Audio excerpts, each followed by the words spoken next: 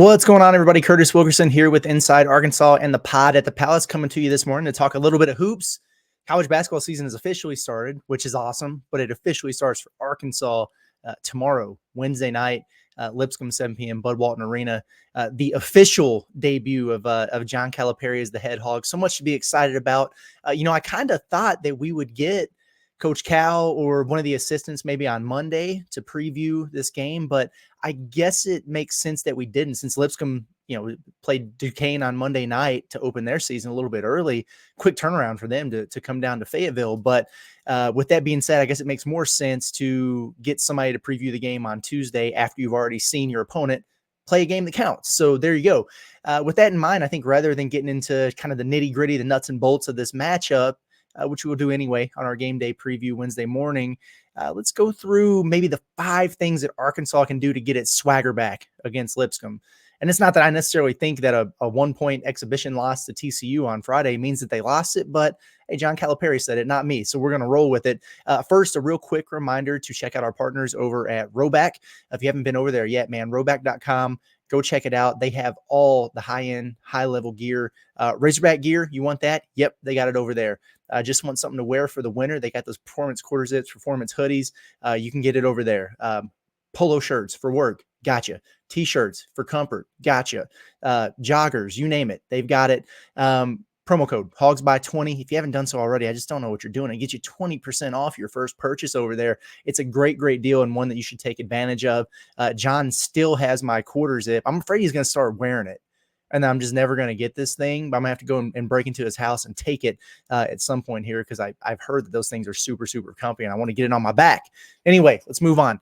How can Arkansas get its swagger back? If it lost it, what do they need to do? What do we want to see from the Razorbacks in this game? We'll talk specifics about Lipscomb and what they bring to the table tomorrow. But I got 5 things here that I want to run through. The first one, number 1, it's easy. Jonas Adu. Right? I mean, I would love to see the big fella in there. Here's the deal with Adu. You don't have to have him to beat Lipscomb in this game. I think Arkansas is a 15 to 20 point favorite in this one, wherever you look, KenPom, BPI, whatever. But I do think you probably need him to beat Baylor, or it certainly increases your chances quite a bit. And you would like his first game to not be that Baylor game if you can avoid it all. Now, if he's not healthy, what can you do about it? But it sounded like on Friday, the expectation that he was going to be ready to go for the opener. So you'd love to see him out there, man. I mean, can we get just 10 to 15 minutes of the big fella out there? That would do more for this team and more for him than I think people realize. Get him out there with his teammates, get some game experience out there with this group, shake off a little bit of rust and just see where you're at, and work out a few of the kinks before you get in there against a Baylor team. I'm anxious to see what it would do for the lineup combinations. We talked about it yesterday and how it just kind of lengthens everything. It makes you deeper at positions across the board. Does it improve some of the things that you've, maybe been identified as holes or leaks on the defensive end? Those are things that I would love to see. I mean, we're talking about a dude here who's a returning all SEC big man. He changes things. He anchors things in the paint for you. I want to see him out there. And I think that immediately brings a little bit more of that swag back out to the floor for Arkansas if you can get him. So really hope to see him out there and play. I don't think it'll be a deal where he immediately jumps into the starting lineup and is giving you 30 minutes a game. But man, coming off the bench, like I said, just a couple good rotations per half, break a good sweat, dunk on somebody, block a shot, and feel good about where you're headed moving forward. Secondly, I think, like we've seen the upside and the potential of several of these guys. Like we had a huge game from Boogie against Kansas. DJ was great against Kansas. Even Big Z, we saw the top end of what he's capable of doing against TCU. Thiero had the breakout. He looked like a pro out there, man. He was incredible. So yeah, I'd love to see more of that from any of those guys. But how about a couple breakout performances from dudes who are fully capable of it that I think are going to be big time pieces for this basketball team, and we haven't seen them have their full-on moments yet. And I'm talking about Nelly Davis and Carter Knox, right? I went on a stump about Nelly Davis yesterday, so I'm not going to go too deep on it today. But I mean, look, this is the number 1 transfer in the country. You bring him over. He's got Final Four experience. He averaged nearly 20 points per game. He's a 40% three-point shooter. Really can just impact the game in so many ways on both ends. but I'm ready for him to have that breakout scoring performance to where people go, oh, yeah, that's why they brought him in here to be the dude, because I think when it's all said and done, he is going to be the dude on this basketball team. I'd like to see an increase in his shot attempts, get him in double digits. I would like to see an increase in either, the usage of him having the ball in his hands more, or them running some actions to get him the shots that he can knock down. More from Nelly. I want to see it. It counts now. Let's see that dude get 15 plus against Lipscomb, and really be feeling good about himself going into that Baylor game. And then Carter Knox, he showed a flash. It was like a 2-minute flash against TCU where he stepped into a catch and shoot three. He knocked down a pull-up jumper. It looked really smooth. And I was thinking, like he's starting to get into his bag. And if you watched him throughout high school, when he gets on a heater, he's unconscious and he can go on big time scoring flurries. And then, it was just kind of quiet the rest of the game. Now he started the first 2 games, the exhibition games for Arkansas. And he's done a lot of good things that maybe we weren't necessarily expecting from him. He's been better than advertised defensively. I think he's competed well on the glass. And I think he's done a good job with his shot selection of not forcing things. But I know that there are outbursts in there for Carter Knox. And honestly, one of my bold predictions is that he'd be SEC Freshman of the Year. So I need him in the opener to kind of start proving me right, or at least let me pat myself on the back for a minute. I would love to see both of those guys, in all honesty, though, get going with a big game for Arkansas, because then you're starting to look at it and you've seen it from 3 or 4 other dudes. These guys get going and you think, hey, this Arkansas team is deep, and any number of guys can get you on a given night. I think it'd be big for the Razorbacks. Number 3, just bounce backs from the big men, Big Z, TB. I thought both of them were pretty solid against Kansas, especially Big Z, and then maybe not so much. They had their moments against TCU, but man, we beat it to death with the struggles of the pick and roll defense, some of the physicality in there on the inside. Not big offensive games from either.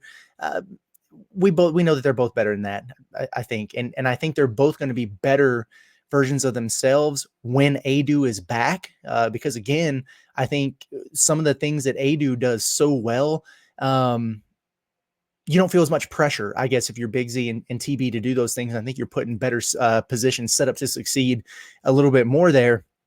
But both these guys, whether Adu plays or not, Brazil and Big Z should be able to control this game in the paint on both ends of the floor, blocking and altering shots, really getting after it on the glass. Arkansas, they should be plus 10 minimum on the glass in this game.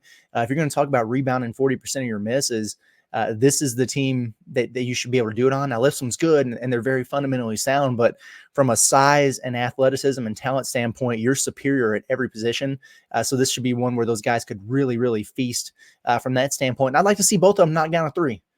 Let me get one Big Z 3 and one Trevin 3 in this game, and at least one dunk from both of them, and at least one block. How about that? There we go. What else do we have here? Stylistically, I think just from the team, man, run. I want to see it. Get up and down the floor. I loved the tempo for the most part against Kansas. Wasn't crazy about it against TCU. And we said, I really think the fatigue played a huge factor late in that game. But even, in the early portions, they were not running the way they were against Kansas. And as you're trying to figure things out as a team with your continuity, everybody kind of settling into their roles and learning the system, the way to counteract that is to run and maximize possessions, get out and transition, especially when you have an athleticism advantage like Arkansas is going to have. What's a good way to get the crowd into it? Get a rebound, get an outlet, go get a dunk. And I think that's something they could really do quite a bit in this game. Give me 20 fast break points in this game. Get up and down, create some turnovers, turn defense into offense. I think that's going to be a strong suit of this team. I think the best version of this team is going to be one that plays super fast. So I'll be looking for them to really push the tempo in this game against Lipscomb. And then last thing, I just want to see improved connectivity. I think that will help these guys with, again, they're not lacking in confidence here, but in terms of crunch time situations, which hopefully you don't have those in this game against Lipscomb, but if you do, you're probably better off or better served to handle it after some learning lessons against TCU, right? With the way that went down, or at the very least, you had TCU on the ropes with a 13-point lead, and you look like you were going to pull away, and it kind of capsized on you. So avoiding any of those flurries moving forward would obviously be ideal. But what do I mean about improving connectivity? It's part of the process for any team, especially one that's got a bunch of new pieces. Arkansas had 17 assists against TCU. That's a really good number. Most of those, I think a dozen of them were in the first half. When it was crunch time, though, for anyone who was able to watch Pinto stream, or if you were there in person watching, the ball was sticking. Players weren't moving. Just a lot of ISO create stuff, and that ain't really going to cut it. That's not going to work. It's not what you want to see. Get the shots you want, get to your spots, move, cut. It's like Kenny Payne said, like when the ball is moving and players are moving, there's energy on the ball with the offense. And it's more about guys getting touches and reversals and getting the defense into rotation and scramble mode, and then picking your spots to attack. Because Arkansas was good about ISOing and getting into the paint, but the defense was kind of standing there waiting on them. And I think that's why we had some of those turnovers when those guys were getting 2 feet in the paint, which is usually when good things happen. But that's because they weren't having to move before that. So reversing it, getting guys moving, making the defense have to communicate, it's going to be really important. And then speaking of communication, defensively, I think Arkansas has been really good about, for the most part, just kind of guarding their yard, especially perimeter defense, like guys just sitting down and keeping their man in front. Outside of the end of the TCU game when they didn't have their legs underneath them, I think they've been really good at that. They can be nasty and disruptive in that regard. But Lipscomb is going to challenge you a little bit differently because they're really going to run their stuff. They're meticulous with it. A lot of flare screens, back screens, read and react type stuff where you've really got to be on top of it, and you have to communicate through things. So have you corrected some of the issues in the middle ball screen defense? We're going to find out.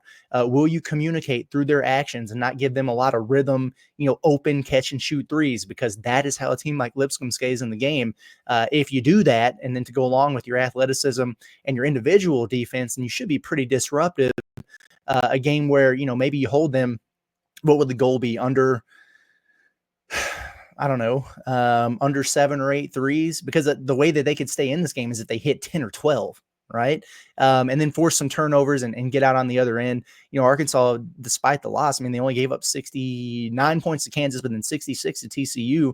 And you held them under 40% shooting, and they did a lot of really good things there still on the defensive end, outside of just getting hammered on so many times in the pick and roll. So there you have it. I think that's kind of where I'm at with it. Breakouts from Nelly Davis and Carter Knox. Let's see Jonas Adu out there. Let's see bounce backs from Big Z and TB. Let's see the tempo get pushed. Pick that pace up a little bit, and then improve that connectivity on both ends. If you get most or all of those things, then I think you're feeling really good about where you're at heading to just a huge game against Baylor on Saturday. So appreciate everybody for tuning in as always. I'm going to get out of here. We will be back tomorrow morning with the full game day preview. We'll have some quotes from whoever it is we get to talk to from the coaching staff, maybe a player to preview this game. We'll talk a little bit about Lipscomb and Duquesne, and we'll get you all geared up for opening night. It's finally here, folks. Welcome, college basketball season. Buckle up. It's going to be a good one. So we'll see you guys later. Have a good one.